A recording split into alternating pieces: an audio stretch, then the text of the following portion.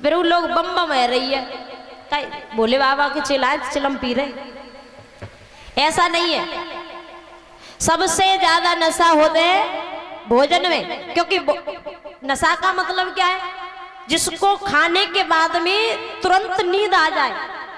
और भोजन खाने के बाद तुम 5 मिनट चारपाई पे लेट जाना, अपने आप नींद आ जाती है। आ जाती है कि नहीं आ जाती? तो सबसे ज्यादा नशा भोजन में होता है।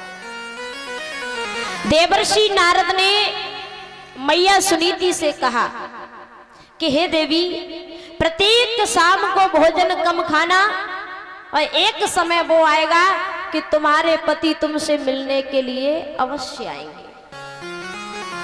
अब मैया सुनीति लौट के अपनी सी झोपड़ी में पहुंची।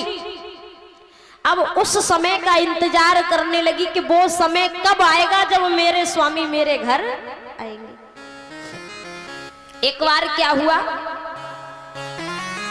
राजा उत्तानपाद शिकार खेलने के लिए गए, और शिकार खेलते खेलते शाम होने को आई, रात्रि हो गई।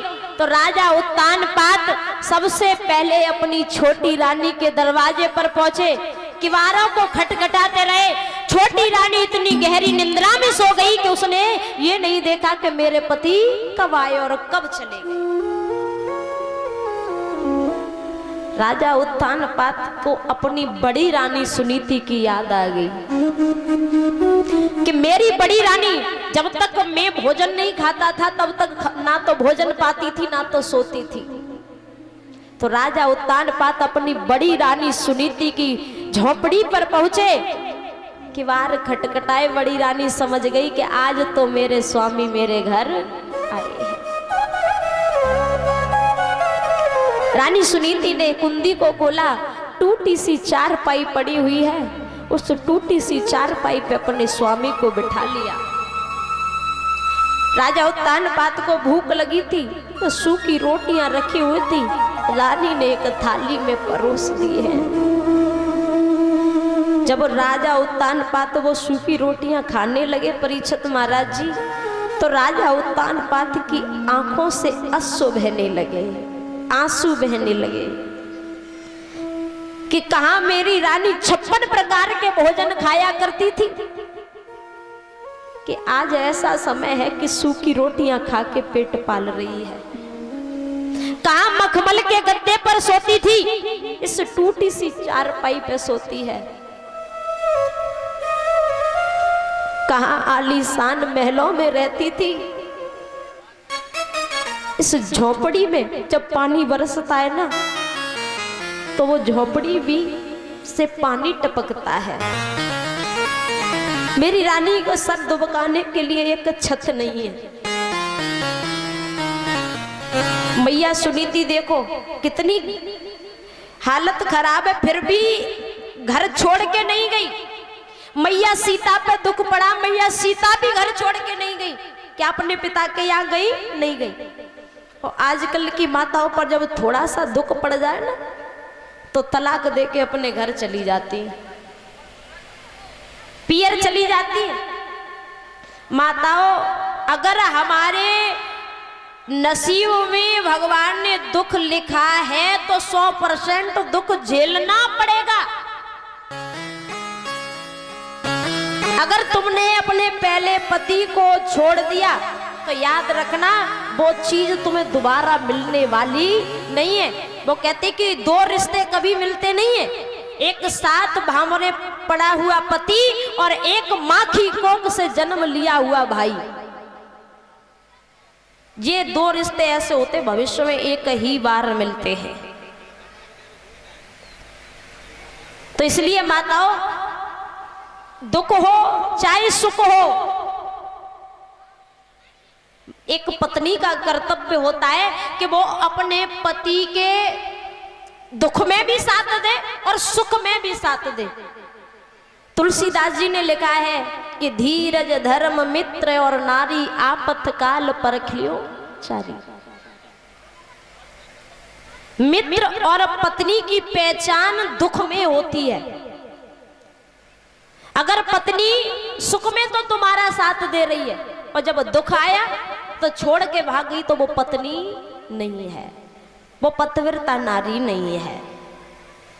तो परीक्षित महाराज जी रानी सुनीति की हालत देख करके राजा की आंखों से आंसू बहने लगे।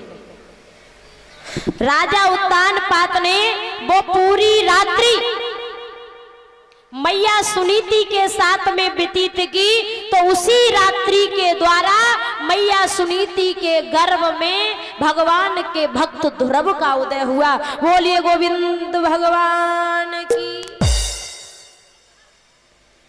जैसे ही सुबह हुआ, छोटी रानी सुरची को पता पड़ गया कि आज मेरे पति अपनी पहली रानी से मिलके आए। सुरची कहने लगी, महाराज तुमने मेरे साथ अच्छा नहीं किया, तुम अपनी पहली रानी से मिलने के लिए चले गए। राजा उत्तानपाद कहने लगे, हे रानी मैं तो पहले तुम्हारे ही घर आया था, पर लेकिन तुम सो गई तो मैं अपनी बड़ी रानी के घर चला गया। अब भगवान की लीला देखो कि हरि अनंत हरि कथा अनंता। भगवान की लीला का पार किसी ने नहीं पाया। इधर बड़ी रानी भी गर्भवती और छोटी रानी भी गर्भवती हो जाती है। पहले राजा उत्तानपाद एक संतान के लिए दुखी थे, एक ही के लिए। अब दोनों रानी गर्भवती है। तभी कहते कि भगवान देता है तो छप्पर फाड़ के देता है। धीरे धीरे समय गुजरा। सर्वप्रथम राजा उत्तानपाद की बड़ी रानी मैया सुनीति के गर्भ से भगवान के भक्त ध्रुव का जन्म हुआ। बोलिए आनंद कंद भगवान की। फिर छोटी रानी सुरची के गर्भ से उत्तम का जन्म हुआ। अब राजा उत्तानपाद के घर में दो दो संतान हैं, दो दो बालक हैं, पर लेकिन फर्क कितना है। एक आलीशान महलों में कंचन के पालने में झूल रहा है और एक पत्तों पर पल रहा है झोपड़ी में। कि एक वृक्ष की दो डाली है पर किस्मत जुदा जुदा है। एक डाली जाए हवन में, एक से जल रही चिता है। चंदन का वृक्ष एक ही होता है, उसी चंदन के वृक्ष से यज्ञ रचाया जाता है, हवन कराया जाता है और उसी लकड़ी से मुर्दे को जलाया जाता है। लकड़ी वही है पर लेकिन दोनों की किस्मत अलग अलग है। एक पत्थर के दो टुकड़े हैं पर किस्मत जुदा जुदा है।